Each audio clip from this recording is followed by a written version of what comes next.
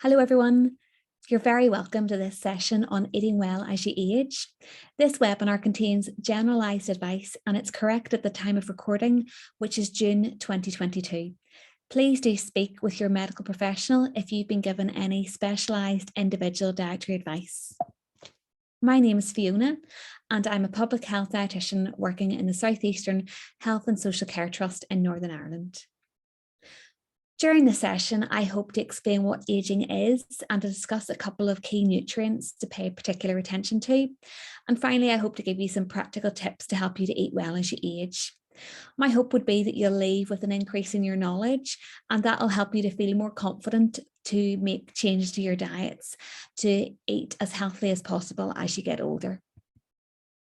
If we look just then at what ageing is, well, ageing is a natural process and it happens to all of us.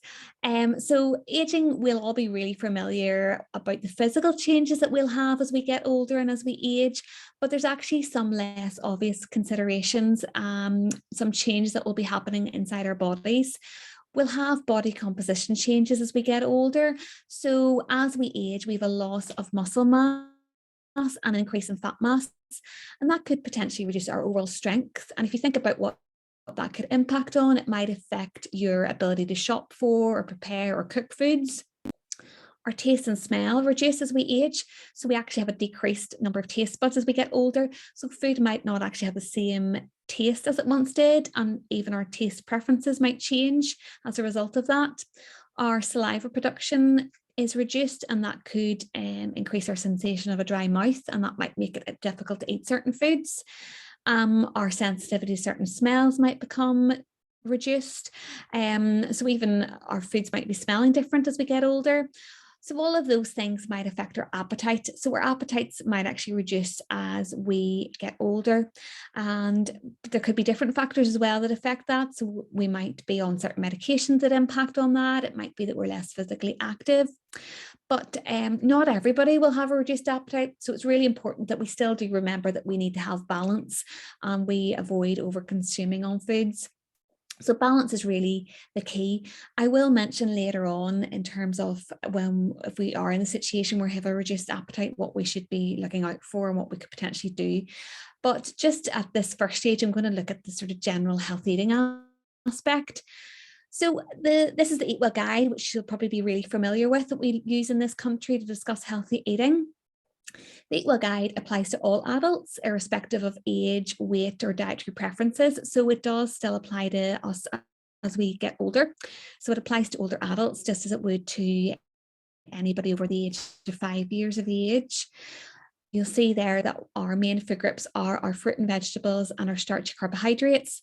We do still need protein in our diet, so our beans, pulses, fish, eggs, meat, and other proteins. We need our dairy and alternative foods, and I will mention these. We need a little bit of our oils and spreads. So that's what we talk about when we're mentioning a balanced diet. I would really encourage you to check out the webinar titled Healthy Diet, Healthier You.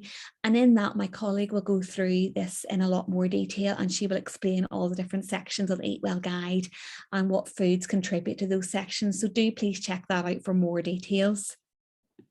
What I will look at here are calcium and vitamin D in particular. So calcium and vitamin D work together to help our bones to stay strong, and that's helping them to prevent them becoming brittle or weak, and that in turn can hopefully at times help prevent osteoporosis. So calcium and vitamin D are really important to help us to keep our bones strong and healthy. And if you think about the impact of our bones being strong, that will impact our mobility, and that will help us to stay as independent as possible as we get older.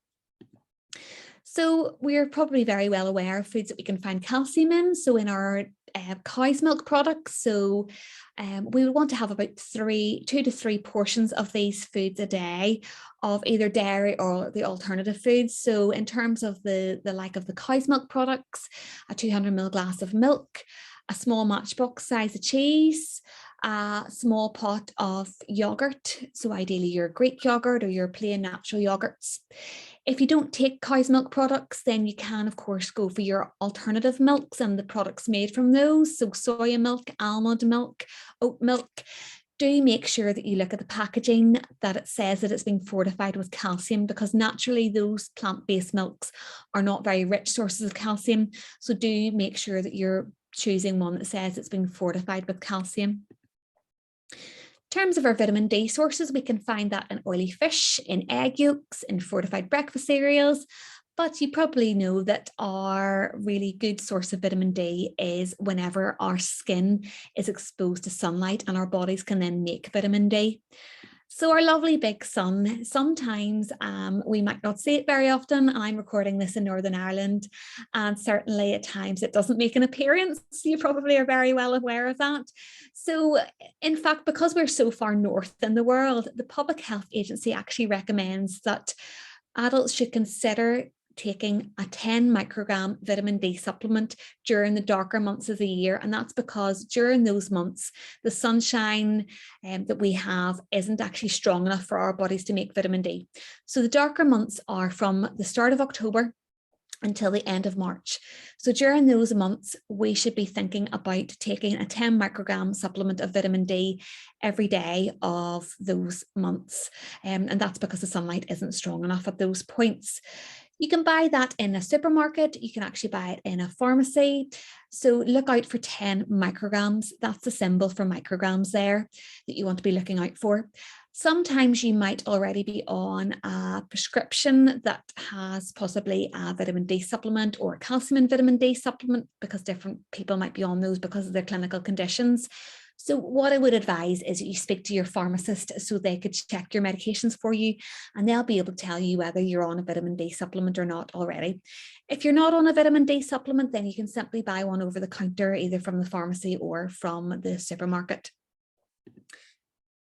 There are some people who should consider taking a vitamin D supplement of 10 micrograms every day of the year, even during the summer months. So those are people who are not exposing their skin to sunlight. And that would be if you're somebody who is indoors all the way through the year, or maybe if you're watching this for a relative, it might be your relative is indoors throughout the summer months as well as during the winter months, and therefore not exposing their skin to sunshine. Or it could be that you're somebody who covers your skin because of cultural reasons. And in those cases, you would want to consider taking a vitamin D supplement of 10 micrograms every day of the year. And again, speaking with your GP or your pharmacist about that if you want to find out more information. If, however, you are able to get out during the summer months, then of course you could be exposing your skin to sunlight, but do be mindful that you're not letting your skin get burnt. So do still follow skin safety advice during the summer months. Looking at fluids then, so having a good fluid intake is really important to help us to stay healthy. So whenever we don't have enough fluids, we might have different symptoms. So sometimes there might be things that we're not actually aware of that could be caused by a lack of fluids. So having an inadequate intake of fluids can cause headaches, poor concentration. It could give us dry skin. It could leave us feeling generally unwell. It could increase us it could leave us with an increased risk of constipation, kidney stones, and other illnesses. So it's important to make sure that we take 6 to 8 glasses of fluids a day. We all have different individual fluid requirements. So whenever a talk like this is thinking about general information for individuals, then we're thinking about the general advice, which is 6 to 8 glasses a day. So a glass would roughly be about 200 mils. It obviously is going to include water. Water would be an ideal fluid because we can get it free from our taps and it doesn't have any added sugar put into it. But it could be diluted squash, it could be a glass of milk, it could be 150 mils of pure fruit juice or smoothies, but just be mindful that that's a maximum of once a day that would count. It could in fact also be tea and coffee. What I would say, though, is try not to have all your 6 to 8 glasses coming from tea and coffee in terms of the fully caffeinated versions, and that's because of the caffeine intake there.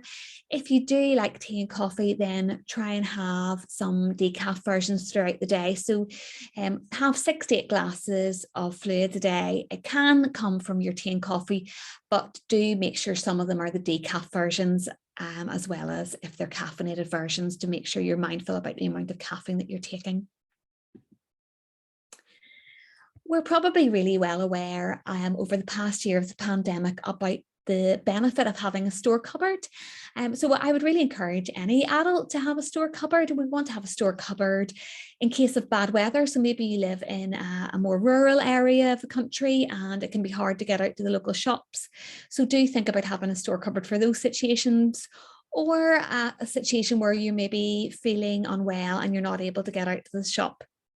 So a store cupboard can be something really beneficial there to have some foods in stock. So those could be foods which are the non-perishable items. So those would be foods which have a best before date. Those would be the more non-perishable items. My advice about a store cupboard would be only include foods that you actually know that you enjoy and you are going to use, because then it tends to be that the foods sort of linger in the cupboard and aren't used if they're things that you don't really tend to like on a day-to-day basis. So do choose foods that you enjoy and you are actually going to use, because it might be that you actually never come to a day when the weather's bad or that you're feeling unwell, and it might just be that you need to work through your store cupboard. So in terms of putting food into your store cupboard, make sure that the first thing in is the first thing you use up. First thing in is the first thing out.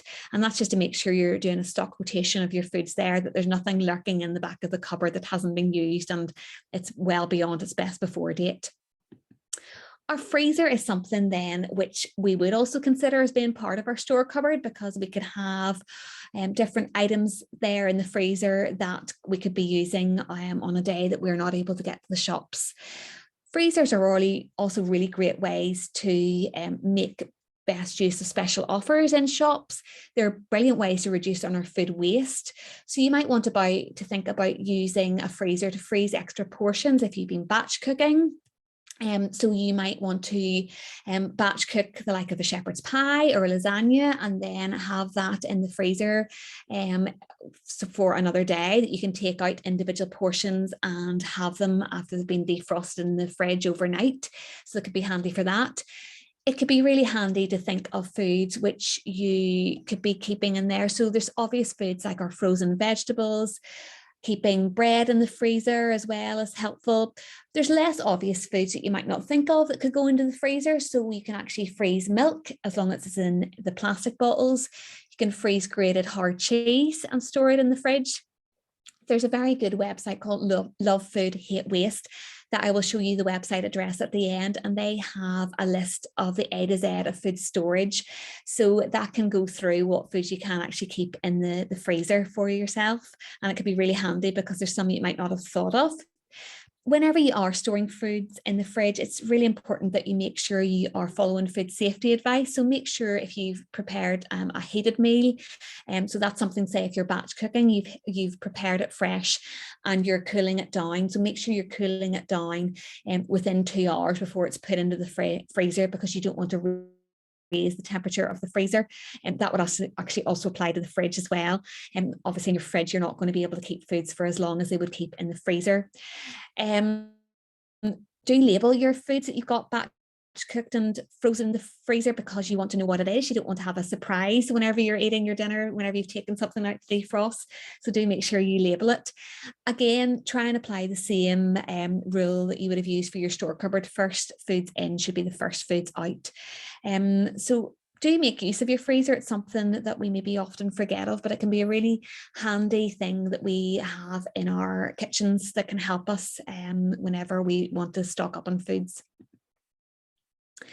Our freezers and our store cupboards are fantastic for getting foods that have a long life on them from all the different food groups. So I've got some examples on the screen there. So from our fruit and vegetables, we could be having frozen fruit, frozen vegetables. We could have tinned fruit in its own natural fruit juice. They can be kept in store cupboards. Frozen fruit and vegetables are really handy if you live on your own, because you can take them out and just use the amount that you need, and then put them back into the freezer, what you don't use. So that's helping to cut down on food waste. I also really like them because you don't really have to prepare them very much. You don't need to chop them. So say, for example, you can buy frozen onion and you don't need to have that chopped because it's already pre-chopped for you. And you just take it out whenever you need it. Our store cupboards can include very obvious items. So we might have our breakfast cereals, pasta and rice, but there's maybe less obvious items we could be keeping there from our starchy carbohydrates. So we could have tinned potatoes, part baked rolls, instant mashed potatoes. We could be having protein foods, so our beans and pulses, certainly. We could have tinned fish or tinned meat, can be from those food groups or that food groups. The dairy and alternatives, we could have our long life ultra heat treated milk, dried milk powder as well could go in there. And we could be having our rapeseed oils or vegetable oils in our oils and spreads section. So we can really have store cupboard or freezer items from all the different food groups in stock. So something to definitely consider. If you find yourself at this stage of life living on your own, you've maybe had a lifetime where you've cooked for more than one person, maybe it's a family or maybe it's one other person, and it can be quite difficult at that point to think of meal ideas that you want to cook for yourself. So some ideas I've got on the slide is, if you're eating well for one person, would be to think about batch cooking. So maybe having one of the days of the week that you do batch cook. So it could be that lasagna, like I mentioned, or it could be a shepherd's pie or chili con carne. Maybe you want to make spend a day making some batch meals that you can have some kept in the freezer. So split them down into individual portions and keep them in the freezer, like I've mentioned. You should, for anybody really, I would encourage planning ahead with your meal. So making a shopping list and thinking about what you've got in the cupboards. So do plan ahead. You could also be thinking about how to use leftovers as well whenever you're planning ahead. So maybe you're cooking a chicken dish on one day, you could think about maybe how you would use leftovers there. So maybe that could be in a sandwich the next day. So that can be something helpful, almost a cook once, eat twice for your batch cooking, or you're using up your leftovers is the idea there. If you do live on your own, you might want to think about looking at what the butcher or the deli counter in the supermarket could do in terms of individual portions of fruit or vegetables or meats. So the butcher could maybe be preparing you a smaller portion there rather than having to buy a bigger pack of meat. Look out for whether you could actually ask them if they would just make an individual smaller portion for yourself to buy. Again, I've mentioned our frozen vegetables earlier and frozen fruit we could also include there. And of course, something as simple as having your frozen bread, and if you're wanting a bit of toast, taking it out, and if you've got a defrost function on your toaster, simply being able to heat the bread right straight from the freezer in the toaster there. So do think about different ideas if you live on your own. It's really important whether you live on your own or whether you live with another person or a family. For any of us at any age, it's important that we eat 3 regular meals a day. So I would really encourage you to not skip any meals. It's important to have something to eat. Eating regular meals, so our breakfast, lunch and evening meal, gives us energy from starchy carbohydrates. So those are foods such as breakfast cereals, potatoes, bread, rice. All of those foods, particularly the whole grain versions, will give us fiber and energy that's released slowly throughout the day. So those are the foods that we want to be choosing to eat at those meals to give us that slow release energy. So do please eat 3 regular meals a day. If your appetite's small and you can't quite manage a meal, think about having a smaller meal and then maybe some snacks in between your meals, remembering that your snacks should come from the main food groups rather than from something such as biscuits or crisps. Those aren't foods that we would think of as being snacks because they don't really have, in terms of a good nutrition within them. We can get our balanced diet and that can include snacks from our main food groups. So that's our starchy carbohydrates, our protein foods, our fruit and vegetables, and our dairy and alternatives. So if you're thinking about snacks, make sure they come from the main food groups rather than from anything that you would consider to be high in fat, high in salt, or high in sugar. If you don't feel like eating a big meal, then thinking about something small. So it might be something like half a slice of toast or a couple of crackers, but do have something rather than skipping a meal. Maybe sometimes at this stage in your life, you might feel a bit overwhelmed by cooking, particularly maybe if you're living on your own. And what I would say here is to do think about the other extra help that is available. So there are individual independent businesses or butchers or fishmongers or shops that can do home delivery of items, including bakeries, so people can maybe access their meat or their fish or their bread from home delivery. Supermarkets or butchers or even your garage shops might do ready meals, and it's just to say that you can take these meals. What I would say is the more you can cook from scratch, the more control you have over the nutrition in your foods. So whenever we hand over that control to our local shop or a company or a supermarket, then they're in control of how much fat, how much salt, how much sugar, or how much of the protein or meat or beans or lentils are added into those meals. So the more you cook from scratch, then the better, because you're in control of what nutrition you put in your meals. But it's really just to acknowledge that we all have those times whenever we might not feel as well, or we might feel tired, or we just might be lacking the energy. And it's just to say that those meals are out there. And what you can do to try and make the healthier choice with those meals is to really look at your food labels there. So check the labels for your fat, your saturated fat, your salt, and your sugar. You can compare like for like and go for ones which are lower per 100 grams in fat, salt, saturated fat and sugar in particular whenever you're choosing your meals. So do look out for those on the labels whenever you're buying ready prepared meals. If you're wanting some inspiration, it can be hard sometimes to think of ideas for some meals to cook. We can sometimes get a bit tired of the things that we make. On the screen, I have got some great websites. So Safe Food are an all-island organisation. They've got some fantastic recipe ideas on their website there. They've also got a recipe book online called 101 Square Meals. And it's got some fantastic recipes. So everything from fish dishes to soups, to salad, to lunch ideas.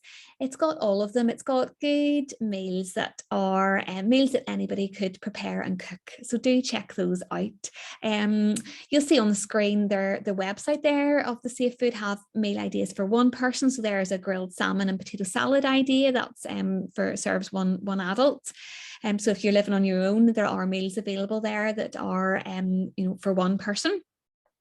If you're maybe not very confident in terms of cooking skills, Safe Food have some YouTube videos. So they have videos about, for instance, how to cook an egg, how to chop an onion. So do check out those little short videos because they can give you some tips about how to do that. Just as come to the end of today's session, what I really also wanted to mention for older adults would be just being particularly mindful to watch out for unplanned weight loss. So all of the information that I've been mentioning today is general healthy eating advice for older adults. But sometimes people might find themselves losing weight, and it's just to say that losing weight isn't a normal part of aging. So it's just really important to be aware for yourself, or maybe if you're watching this for a friend or relative, it's just to be aware of the signs of unplanned weight loss. So those might be things such as people's face or arms or legs looking thinner, people's clothes might be looser, their rings or watch strap might be loose, dentures maybe are loose, people maybe have a lost interest in food, you might notice leftovers at meal times or food waste in the bin, or people maybe could have difficulty using cutlery or holding a cup or a glass, or maybe some memory problems. So if you notice that about yourself, or you notice that about your friend or your relative, then do please think about speaking with a health professional. So I would suggest that you speak with your GP in that situation, because losing weight isn't a normal part of getting older. So do please think about speaking with a GP, because a GP can refer you on to a dietitian, or they themselves or the practice nurse could give you some advice about what to do in these situations. So please, if you're concerned, speak to your GP. On the next slide, I've got some simple tips for people who've maybe got a poor appetite, maybe people who have had the situation where they've lost weight without trying, in terms of the unplanned weight loss. It's important to say, though, that these tips apply to people who are not on a specialised individual diet advice. And these tips don't apply to anybody who's got swallowing difficulties. So someone who's maybe been given specialised advice from a speech and language therapist about foods, then these tips wouldn't apply, because these are for people who can take normal diet and fluids. So if you are somebody who notices that they're losing weight without trying, then please do speak with your medical professional, like your GP. But in these situations, you might want to consider doing things such as going for the full fat milk, use the full fat butter, adding in grated cheese, and maybe into soups or into your meals, such as potatoes, or into baked potatoes, or into something such as a spaghetti bolognese. You might want to add a bit of grated cheese in. You could add a bit of butter onto hot toast. You could be having milky puddings, so custards, rice puddings, or thick and creamy yogurts, and making sure you have 2 to 3 snacks during a day. So those are all steps if you have found that you're losing weight without trying. But as you'll think about those steps, you'll think that these don't apply to healthy eating advice. So that's where I'm just really highlighting this for individuals who've lost weight without trying, because that's unplanned weight loss. So that's the only situation where those would be applying to people. If you haven't lost weight without trying, then it's important, of course, that you do still follow healthy eating advice. But if you've lost weight without trying, then thinking about those simple steps to combat that unplanned weight loss. But do speak to your medical professional to get some information, to get some advice about where you would take the next step if you're losing weight without trying. So just in finishing, on the screen then, I have got some websites of some information that I've mentioned today, such as the 101 Square Meals Cookbook, the Love Food Hate Waste website. I've also got the British Dietetic Association's food fact sheets, which is for older adults. Now, the British Dietetic Association have lots of different food fact sheets that you can check out as well on individual clinical conditions. So do check those out for general information about conditions. The food scanner is from Public Health England, and that is a free app that you can download and have on your phone, and it lets you scan the barcodes of foods, and it will help you to see look at the food label reading. So the fat, the saturated fat, the sugar and salt will be explained on that. So it can be a handy one whenever you're out shopping, particularly if you were looking at the like of ready meals. But it's really important whenever you're checking information out online to look for information that you can trust. So on the screen there, we've got some websites that you can trust for advice on healthy eating. So certainly do check those out. The other place to go would be to check out the other webinars that we as public health dietitians here in Northern Ireland have, and that is on our YouTube channel. So do please check those out, and particularly check out the Healthier Diet, Healthier You webinar for the general healthy eating information that I've not been able to go through in detail today, because that's all within that session. So do please check that out. But thank you very much for taking the time to watch today's session. I hope you found it helpful and useful, and please do check out the other webinars for more information. Thank you very much. Bye-bye.